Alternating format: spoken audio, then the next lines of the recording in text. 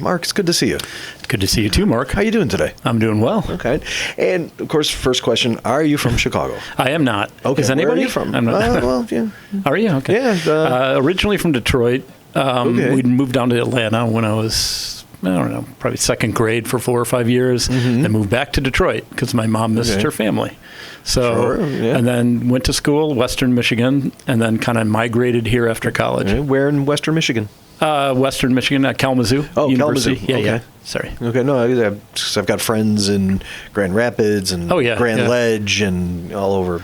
Yeah, so that was a great experience, and I just kept moving. Just said, on my way out west, and then I never made it further. Great craft beer scene in Central Michigan too. Fantastic. We thought about doing a beer tour at some point for the breweries. We were trying to arrange that. Count me in. Okay. You want to travel with? Huh? Yeah, absolutely. This would be like Ken Casey's caravan of beers. Be fun, right?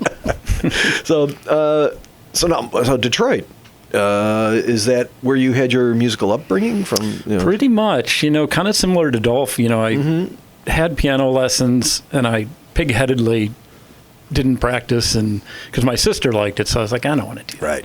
Right. Took some guitar lessons in junior high and high school, and as is my wont, I kind of figured things out on my own instead of practice. I was like, ooh, what else can I do with this? And migrated to bass in college when I had my first real band after hanging around with bands in high school and kind of noodling around. Right. In the dorms, met a friend, and we're like, let's start a band. What do you know how to play? I'm like, a little of everything. So I started on bass, kind of migrated to guitar and multi-instrumentals for different bands. And does that multi-instrumentalism, does that inform your songwriting now? Or because you... A little. Okay. Most stuff I still write on guitar, and even did when I wrote my first song, back in high school or really college, that I would consider a real song. Wrote a couple songs on bass when I used to play bass, but because it's interesting, you'll get a totally different feel. Right. A couple things on the second Black Moon book, I started on keyboards for fun, although I'm not a great keyboard player. Okay. I can futz my way through and come up with some cool chord changes, which is what I'm looking for. Yeah, okay. And actually, you brought up the Black Moon book, and there are 3 volumes of that.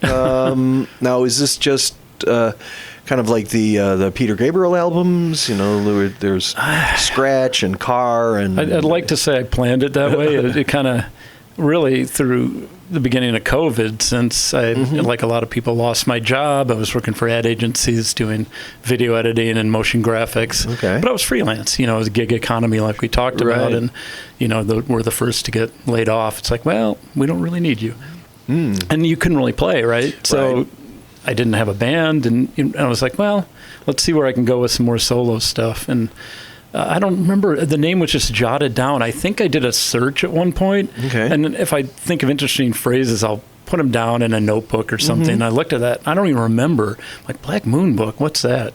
So that was started me on whatever those songs were coming up. But they started on acoustic. I think almost all of them. Because I was thinking about that as a title, and I was like, well, does he have a notebook with a black moon on it? Does he, what, is that where he writes his song ideas down? Yeah, let's go with that. It's very mysterious. Okay. I have a black notebook, only one. with a moon on it. It's got a moon. It's hidden. You'll never find it. It's in the floorboards. Oh, wait, I just told you where to find it. Sorry. Or was it, each one of the albums is part of a notebook? I thought there was a lot of imagery. Honestly, because I did have, Thin Cherries were a band, that I'd started with Steve DeLisi. So I was like, well, this will just be a thing. But I just found myself writing songs that sort of fit into that category that weren't really band songs, that are a little more electronic. And it kind of frees you up a little. Since it's almost all me, It's a different sort of feel than being in a band, taking inputs. I'm going to go back then chronologically. Okay. So is it the Thin Cherries first, or... Luck of Eden Hall was Luck first. Of Eden Hall. So that's first. I mean, I was in college bands and, things like that. And then I met a friend of mine, Greg Kirby, who convinced me to move to Chicago and start a band. And that was, early 90s. We were playing with, that was kind of when everything hit, in Chicago. So we had played with the Smashing Pumpkins and, Material Issue, who we mentioned with Golf and other bands. Veruca Salt and Urge Right. Overkill. So we played. We didn't ever play with Urge. Weird. Oh no, we did at a weird Polish bar on west on Belmont. Is there any other kind? Stadola's Club Stadola. Do you remember? If anybody? No, but shout out to the 90s, whenever that was. So we did play with them. I forgot about that. I played with Material Issue Did once. you? Cool. Yeah. So and we bought their old van. So that was very cool. And it fell apart. So back in late '80s, I used to work at a bar called Traffic Jam. That was owned by partially owned by Dan Hampton and Kevin Butler. Yeah, I know. I've been and there. a bunch of guys from SIBO. That's awesome. Who were the money guys. Yeah, so Luckeveen Hall was the so that we did. So maybe we crossed paths there. Yeah, I bet we did. And then things got interesting. We had some interest from labels, and it was just the typical, sort of thing, and it just didn't happen. Yeah. So we self-released and had management and other stuff, and toured a little, but sort of petered out. We all got families and got into other things, careers. There was or the not big careers. hope. The big hope at the time in Chicago was that we were going to be the next Seattle, because we had such strong bands that were on MTV and hitting the national level. And it was like, oh great, we're going to lift everybody up. Let's go. And then just kind of like a deflating balloon. Right. The cool thing was, and they're all kind of different. Yeah. It wasn't like Seattle had their sound, right? Yeah. There were other ones. I've watched some of the Seattle documentaries where they didn't all fit into that grunge. That's just what became popular. Right. But, Urge Overkill couldn't be more different from Smashing Pumpkins, who were different than Material Issue, Power Pop. Right. It kind of it was a kind of a cool time, to be honest. I was at the Veruca Salt New Year's Eve show, I think, in like 91. Oh, and it was, I think it was just before the big record came out. And I was like, it was great, and actually they were playing so well that they forgot it was 12. It's like, oh, hey guys, it's 12:07. Happy New Year, Hey, it's not midnight somewhere. Right, so right, exactly. Maybe they were early. I don't know. So there was then on to the Thin Cherries. Right. Luckeveen Hall took a long kind of break. Hiatus. Yeah, hiatus. And then Greg and I just started getting together and writing songs again for fun. And we only had one album. And then, this is when we reformed in the 2000s. We ended up 4 or 5 albums on different labels and doing a couple tours. Okay. Mostly European labels. And we have a following over there, and weirdly nothing here, or nothing to note. Okay. So that was kind of fun. We did some tours, and then it's sort of, again, I think it kind of ran its course, and Greg and I went in slightly different directions. I kind of like a little more, Thin Cherries has a little more, I don't know, country feel and some stuff. A little more Americana. Pop. Yeah, Americana and different things that we would never do in Luckeveen Hall. And Greg liked more proggy stuff. I'm more into the psychedelic pop angle. Right. So it was just sort of a natural, like he's got his prog band now. I have my things. Right. We're still friends. It all worked out. Okay. And you do shows together sometime? Or? No, we did one. I think we did international pop, but on different nights. Okay. So, but we're still, we always still discuss maybe another Luckeveen Hall, but it's just tough to, you can only be in so many bands, I feel. True. Well, I listening to a lot of your material from the 3 volumes and a little bit of the Thin Cherries, I like the timbre of your voice, and it's I say it's like there's always a sense of emotion and longing, no matter what you're singing, and it'll pull you in. It pulls you in. Oh, thanks. And, so it's not really a question; it's just a compliment, I guess. Oh, thanks. Yeah. So. Okay, I don't consider myself a great singer, so I'm just... Yeah, but the technique that you have is very different, but good. It's like really good, and it reminds me of a lot of classic bands from the 80s and 90s, and it warms this Gen Xer's heart. Thanks. So, did you develop a technique for that, and how do you record your voice? Mostly, sometimes some of the stuff we've recorded with Mike Hagler at King Size Studios, the second Thin Cherries album. Right. For Black Moon Book, I do it all myself. I have like a pretty decent mic set up at home, and it's bedroom. Really, it's bedroom pop. Okay. It's like my computer. Right. I have a 2-channel thing that I can then, record my vocals. And I usually starts with acoustic. It might not finish with acoustic, but I'm kind of a tinkerer. I wouldn't say I'll play something in snippets and then say, hey, where can I go from there? Right. I don't write complete songs usually. Or it needs something, but I don't know what it is yet. Yeah, and then I try to make them all fit together. And and I think the Black Moon books are a little different than one another. So after I get a few songs, I'm sort of trying to fit them into that. Okay. I'll stay with this sort of synthy sound in this one. Okay. The last one I wanted to limit the palette and go with more of a streamlined, although I can't always stick to that because you hear other things. I'm like, well, I got to put a piano in there somewhere. Right. Oh, I don't have this yet. I got to throw a xylophone in there. So, we had an artist in here last week, and she uses a lot of found instruments. Oh, that's cool. Toy glockenspiel and Fisher Price stuff. And I do have a couple. We've used one of the toy pianos in the Thin Chair is one of the songs. Yeah. Oh, so that's very cool. It's always out of tune. It's like ding ding. That's good. It's kind of the beginning of one of those old tack pianos. Exactly. Right? Yeah. And so on Black Moon book Volume 3, the lyrics on there, especially on a song like Glass Half Full, very poetic. Not to me. I was reading through them and listening to the song, and it's like, okay, it reads more poetry than lyric. Is it something you start with lyrics first, or you start with music first? Both. I mean, and I'm I record stuff into the phone, and I'm going for more of a tone, and I sort of will sing stream of consciousness stuff, as I'm singing, and then I'll put it aside, and then I'll listen back to it, do 4 or 5 takes, and then what do I think I'm hearing? Right. And I might hear a line wrong, and I'll write that as the first line. Okay. And the second line, then I'll sort of go with the story from there, and then maybe match syllables as well, the kind of thing. Try to get more of a flow than There's some story songs, but they're more a feel, like a general emotion or feel. The vibe that I was getting from this is about. When I was young, I would write, it's about my girlfriend who really made me mad, Yeah.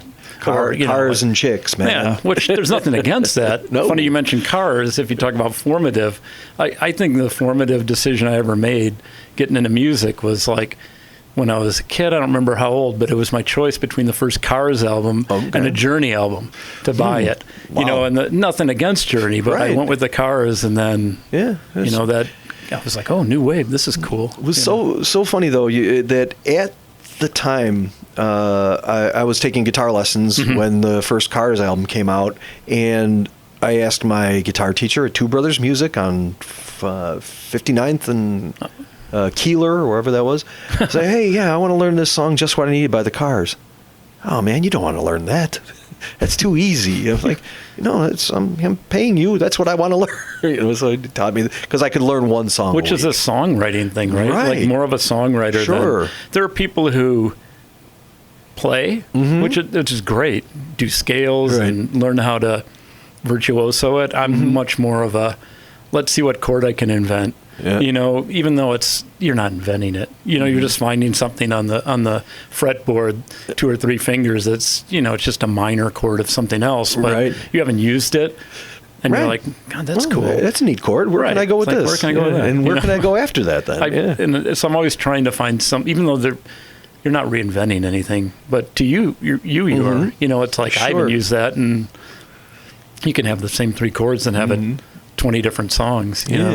Well, also I heard was it Elliot Easton is a guitar player from the Cars. Yeah. He was on a podcast, and he said, "Oh well, the Cars weren't a new wave band."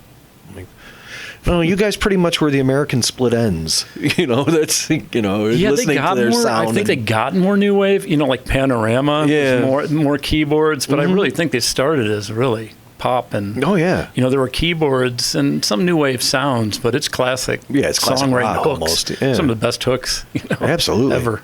So, can you tell me what is Glass Half Full about then?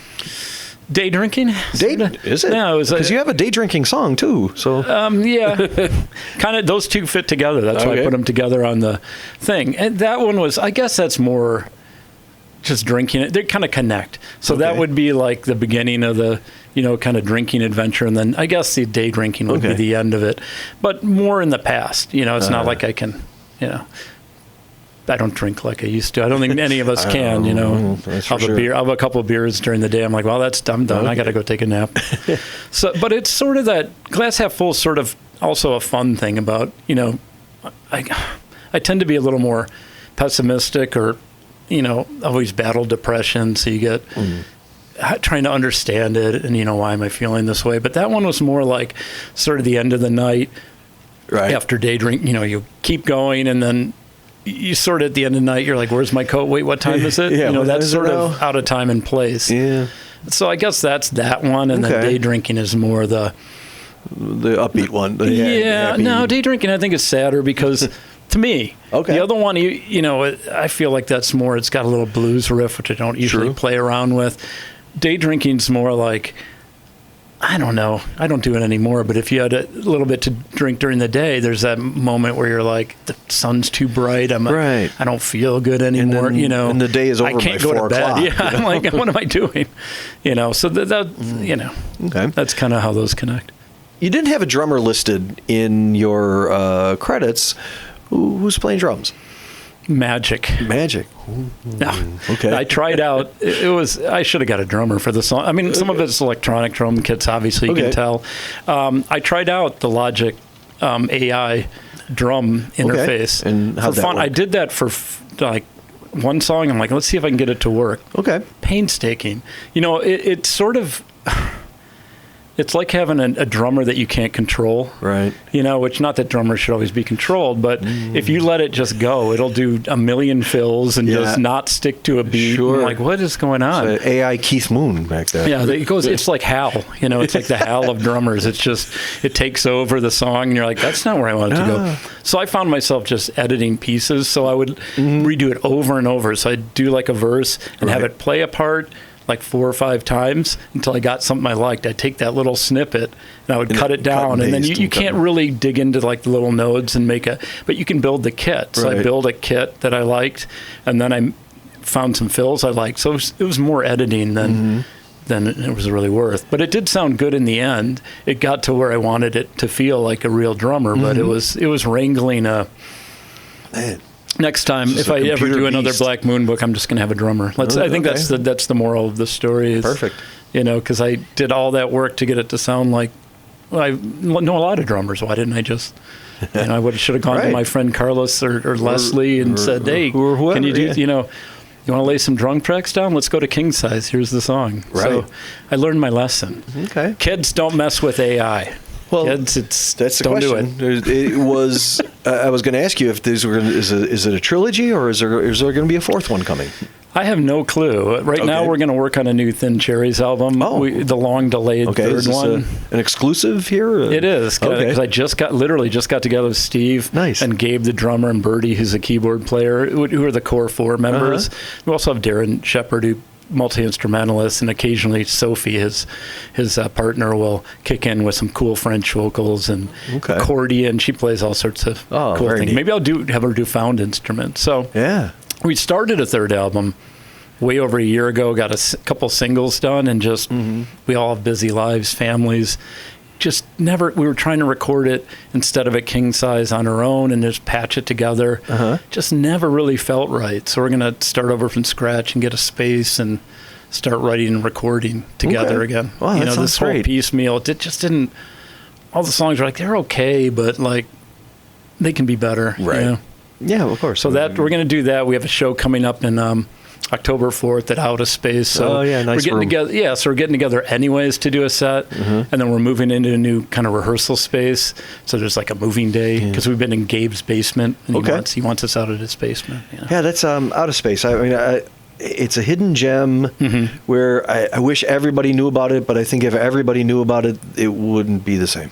I agree, and it's got, especially late summer, early fall, it's got that outdoor space. It's much more roomy than you think. And in beautiful downtown Berwyn. It is. Berwyn's fun. I have friends there. It's going to be a great show. There's more in Berwyn than just Fitzgerald's, right? That's true. Even though Fitzgerald's Nothing is against fantastic Fitzgerald. too. I love Fitzgerald's. Yeah. Great food at Fitzgerald's too. It is. Okay, Okay, well, my favorite track on the album is Ne'er Do Wells. I think that's my favorite too. Is that kind of biographical or autobiographical? That's probably more biographical than most of them. Okay. I like to write story songs, and not necessarily about me, but definitely my emotions, looking through different lenses. Is that about our lovely town, Chicago? It is. Okay. Yeah, and it's sort of I was walking around one day with my pug, and I live, between Lincoln Square and Albany Park. Okay. So it's really, it's a very diverse neighborhood. Yeah, a lot of good food up there. Right. So a lot of different ethnicities, and I just noticed all the cameras up, which we know are being recorded. Yeah. Right? And I'm not like a paranoid, oh my God, No, you don't need, it's... But I thought it was just sort of like everybody's just out enjoying the day. Like people are picnicking. I live right across the street from a park. Right. And I'm thinking, I know they're up there for a reason, but it was sort of tongue in cheek. But, like keep track of all this narrative, like things happen. We're realistic. We're in the city. I have the Citizen app. It alerts me all the time that bad things are happening. But crime is actually down. Sure. And violent crime is way down. So I'm like trying to sort of make a commentary on it. But also it's sort of looking back to the past, and when I first moved here, we rehearsed in Wicker Park when Wicker Park was a lot different. Yeah. And even Lincoln Park, if you went past the West Edge, and then went to like Clybourne, down Clybourne where Cabrini was, where I used to live and go to, ride my bike down to work. Warzone Studios out there, remember? Right. So it's just, how those days were. And I kind of did a video about it with some footage from way back in the day in the 90s that I found when I was transferring footage from VHS before it evaporated or whatever happens to VHS tape. I'm like, this fits perfect with the vibe I'm trying to get with the song. Yeah. Okay. When you do one of your live shows, like our other guest Dolph, you have a lot of material to pull from. So when you put together a live show, first off, who's in the band? It depends. Okay. So a Mark Lofgren show. Yeah. My own? Yeah. I do solo. I mean, when I do Black Moon Book stuff, I've just been doing acoustic shows. I did a couple radio things where I just did acoustic, and I played at Montrose acoustic. I think I might do a Whistler one. That's going to be a chirp night. Okay. Just acoustic. I haven't put a band together yet, although I did think about it, and people have offered. But I always think of that as more of a side project, and if I can get the songs out there acoustically, I like them that way. They did all start, the ones I'm playing all started that way. I think they work.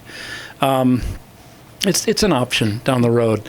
Thin Cherries, it's really Steve and I started that band, not so much as a duo, but the first album was really just we both wrote it together, and then we recruited Darren actually to play drums and to do other instruments, and then Gabe and Birdie joined later to add keyboards and to really take over the drums. So we usually go with at least 4 or 5 of us, but Steve and I have done acoustic stuff with that. Out of Space is at least be the 4 of us, and Darren may join in. So it'll be a full band, keyboards, guitar, and we switch instruments a little. So sometimes I'll play guitar, Steve will play bass, and that kind of stuff. And it'll be strictly Thin Cherry songs? Thin Cherries. Okay. Yeah, and usually we draw from both albums, and then we had a couple singles in the last couple of years. We'll probably play Weird World, which was the last single that Steve sung. Yeah, I was going to ask you about that. Yeah, so we'll probably play that one. Stuff dating back. I think we're going to try to do songs we haven't done a lot if we play it as a 4-piece. Some of the simpler, more, I don't want to call them alt country, but they definitely have country elements like Not My Love and ones like that we haven't played them a lot for whatever reason. Right. Okay. Well, thank you so much. All right. Thank you. It was great to meet you, Mark. Okay.